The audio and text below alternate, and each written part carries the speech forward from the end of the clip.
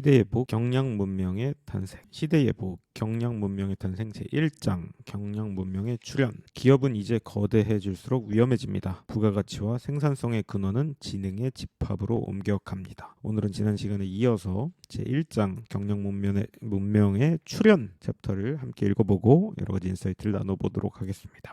모두 다 나름의 계획은 있었다. 우리는 더 이상 신규 채용은 하지 않을 것이다. AI가 그 일을 못하는 걸로 증명한 경우를 제외하고서는 2025년 쇼피파이 CEO의 선언이 화제가 되었습니다. 쇼피파이는 작은 IT 기업으로 시작했지만 매출이 10조 원에 육박하며 온라인 쇼핑 플랫폼으로 세계의 유통과 판매를 변화시키고 있는 기업입니다. 꾸준히 혁신해온 회사의 경영진이 던진 도발적인 이야기에 대해 시장에서는 하나의 예외적 사례가 아니라 거대한 변혁의 신호탄으로 보는 이들이 많습니다. AI가 생활과 산업 깊숙이 들어온 현재 거대한 지각 변동은 지금까지 우리가 의지해서 살아온 나침반의 방향을 완전하게 바꾸는 듯합니다. 그런데 단지 새로운 지능의 출현만으로 그 변화를 모두 이해할 수는 없습니다. AI는 특정 직업을 위협하는 것만이 아니라 모든 산업과 조직을 변화시키고 있고 그 변화의 이면에는 새로운 세대가 직업과 공동체를 대하는 어떤 태도가 밀접하게 연관되어 있기 때문입니다. 라고 해서 뒤에는 이제 시대예보, 핵개인의 시대와 호명사회 이야기를 해주시는데요. 특히 쇼피파이라는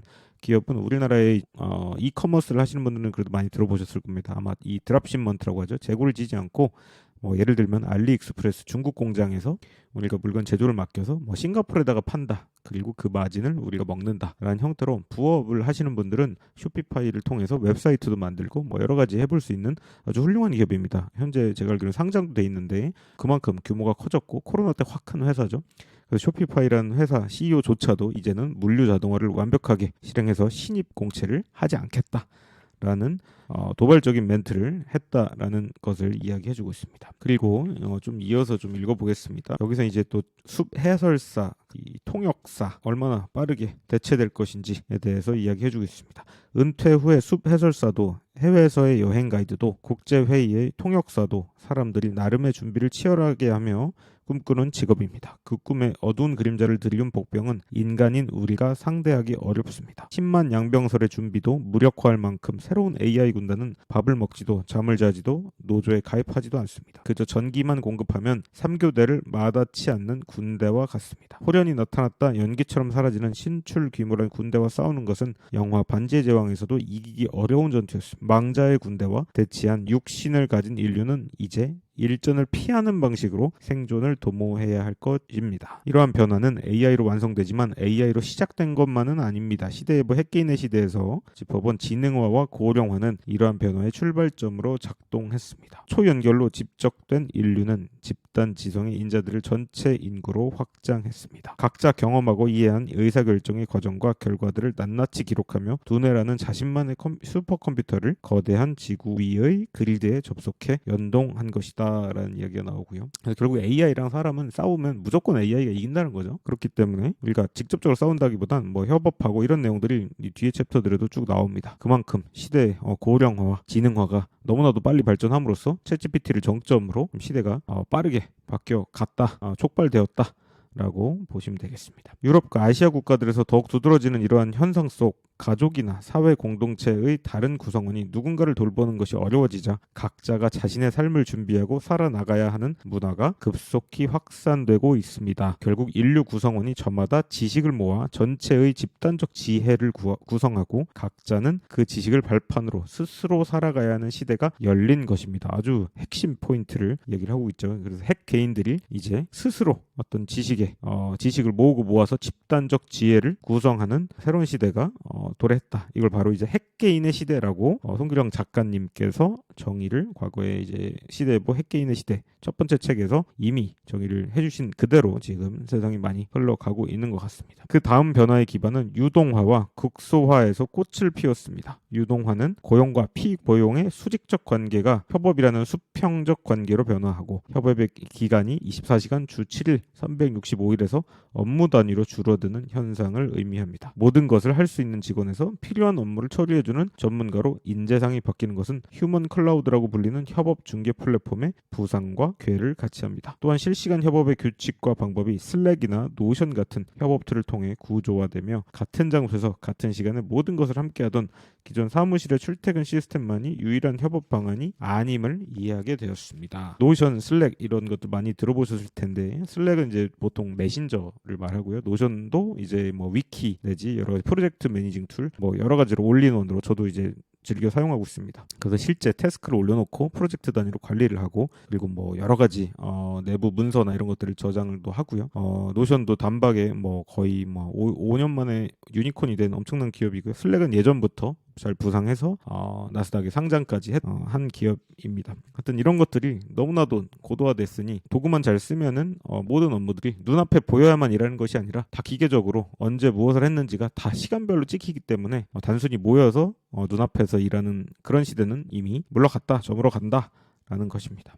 이러한 변화는 업무의 재정의 과정이 선행되며 구조화 단계를 거친다라고 이야기를 해주고 계십니다. 다시 말해 단계별 업무는 모두 자동화하고 전체를 지휘하며 스스로의 존재를 세상에 천명하는 사회를 바로 호명사회라고 이 두 번째 책, 송기령 작가님의 두 번째 책 호명사회라고 이제 정의를 했다는 거죠. 결국 호명사회는 인간이 현재 하는 일을 없애고 그 위에 자신의 뜻과 의지를 고양하는 위치로 스스로 세우는 사회가 된다라는 것입니다. 그래서 핵개인들이 모여서 호명사회가 이루어지고 호명사회가 이제 문명화된다. 그래서 이 세 번째 책인 경량 문명의 탄생, 이제는 거스를 수 없는 그냥 문명이 됐다라는 거죠. 마치 민주주의를 우리가 다 따르듯이 이 경량화된 문명은 크던 작던 모든 기업에 스며들어서 각기 다른 형태로 그리고 아주 효율적으로 변화된다라는 것입니다. 초연결, 초고령화, 일의 유동화 그리고 자동화가 쌓여 만들어지는 새로운 문명은 협업의 대상을 지역에서 인류 전체로 넓히고 협업의 동료를 인간에서 시스템으로 확장했습니다. 이렇게 만들어진 토대 위에 이제 인공의 지능이 결합되기 시작하며 새로운 문명, 경량 문명이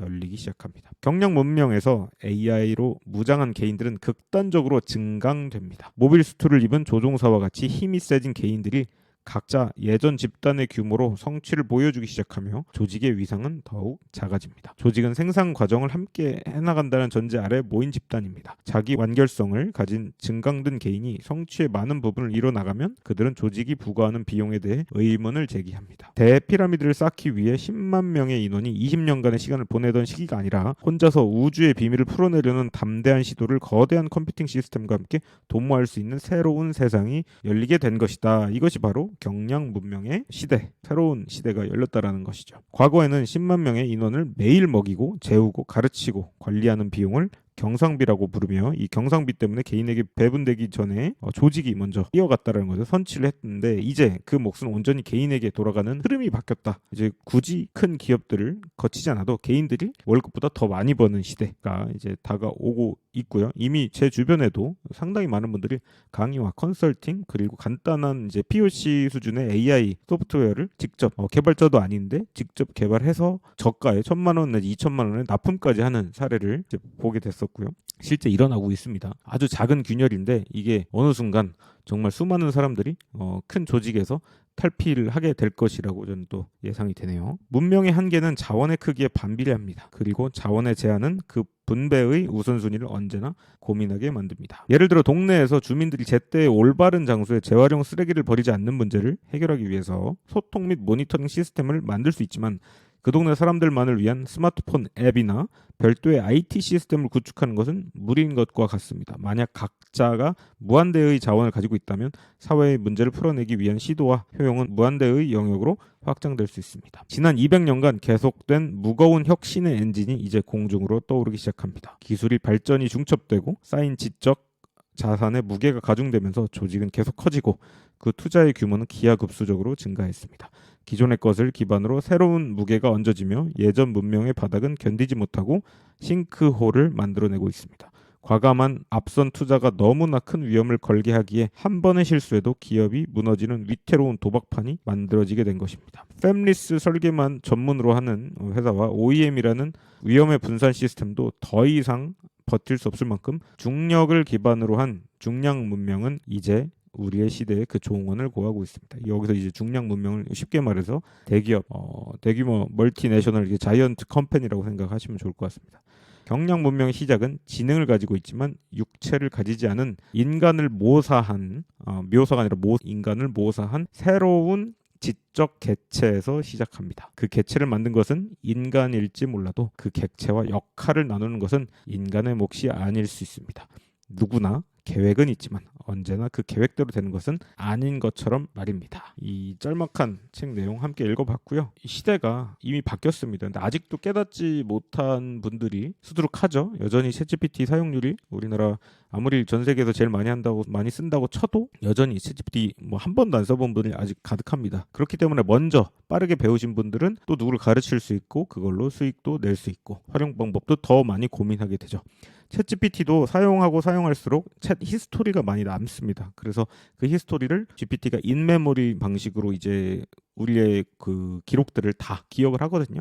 그렇게 해서 계속 대화를 많이 나누다 보면 내 딸 이름이 누구고 내가 뭐 어디서 무슨 고민을 하고 내가 무슨 일을 하는지를 간단히만 던져도 이제는 탁탁 대답을 할 정도로 잘 답변을 생성해냅니다. 그렇기 때문에 챗GPT는 요즘 시대에 안 쓰면 바보다.